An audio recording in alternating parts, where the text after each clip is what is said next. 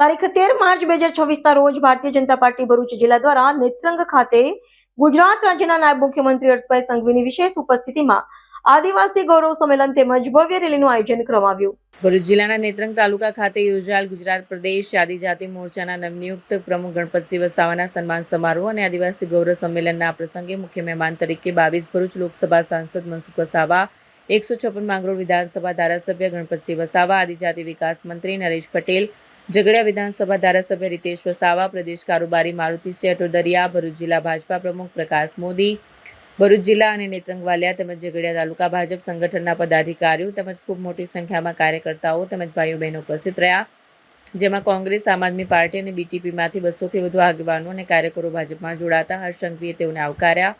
કાર્યક્રમની શરૂઆતમાં ભવ્ય રેલીનું આયોજન કરવામાં આવ્યું, જેમાં બહોળી સંખ્યામાં લોકો જોડાયા। રિપોર્ટર રાજેશ પટેલ, ભરૂચ।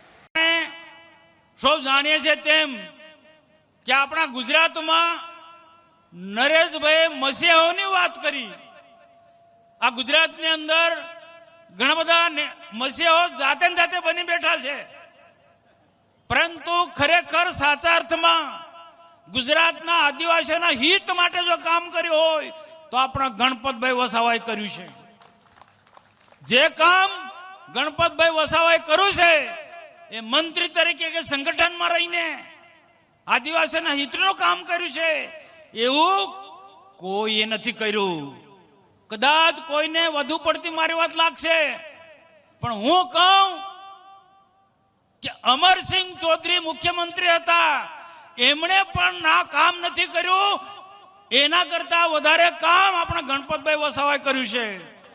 હું યાદ દેવડાવું તમને, આદિવાસીઓના સાચા અર્થમાં વિકાસ માટે જે કામ કર્યા છે, યોજના લાયા છે, ગુજરાત પેટર્ન વનબંધુ કલ્યાણ યોજના આપણા આદિવાસીઓ સુધી પહોંચે એના માટે જો સતત ચિંતા કરી હોય તો ગણપતભાઈ વસાવાએ કરી છે। આદિવાસીઓને સિંચાઈની સુવિધા મળે ગુજરાત પેટર્નમાંથી, જંગલની જમીન આદિવાસીઓ વર્ષોથી ખેડતા હતા, આવા આદિવાસીઓને જંગલની જમીન મળે, એમના નામે થાય એ કામ કર્યું હોય તો આપણા ગણપતભાઈ વસાવા કર્યું છે। રાજ્ય સરકારના મુખ્યમંત્રીઓ સાથે રહીને મને ખબર છે, અને સૌથી અગત્યની વાત કરું, કોઈને ખબર નથી ને આપણે જે ખબર છે એ લોકો પ્રચાર પણ નથી કરતા। જે લોકો ગણપતભાઈ વસાવાની ટીકા ટિપ્પણી કરે છે એમને આપણે જવાબ આપવો પડશે। અને ભારતીય જનતા પાર્ટીના કાર્યકર્તાઓ, યુવાનોને મારી અપીલ છે કે ગણપતભાઈ આદિવાસીઓના હિતમાં ખૂબ ખૂબ કામ કર્યું છે। સૌથી મોટું કામ કર્યું હોય, મેં અમરસિંહ ચૌધરીનો દાખલો આપ્યો ને, કોઈને નવાઈ લાગશે, પરંતુ 1956માં કેટલાક ખોટા આદિવાસીઓ ખોટા પ્રમાણપત્ર લઈ અને આદિવાસીની સીટો ભરતા હતા, આદિવાસીની અનામત જગ્યામાં નોકરી મેળવતા હતા, ને 1956 થી એ સતત ચાલુ રહ્યું। વર્ષો સુધી આદિવાસી ની જગ્યા ખોટા લોકો થી ભરાતી હતી। કોઈ પણ મુખ્યમંત્રી, કોઈ પણ આદિવાસીએ પહેલ નથી કરી, પરંતુ ગુજરાતની અંદર ગુજરાતના ટ્રાઇબલ સંગઠનો, હું એવા ગુજરાતના ટ્રાઇબલ સંગઠનોને હું અભિનંદન આપું કે ખોટા લોકોને આદિવાસીઓના ખોટા પ્રમાણપત્રો મેળવતા હતા એને રદ કરવા માટે ને આદિવાસીના અધિકાર ખોટી રીતના મેળવતા હતા એમને કાઢવા માટે આંદોલન ચલાવ્યું ગુજરાતના ટ્રાઇબલના સંગઠનો, અલગ અલગ સંગઠનોએ।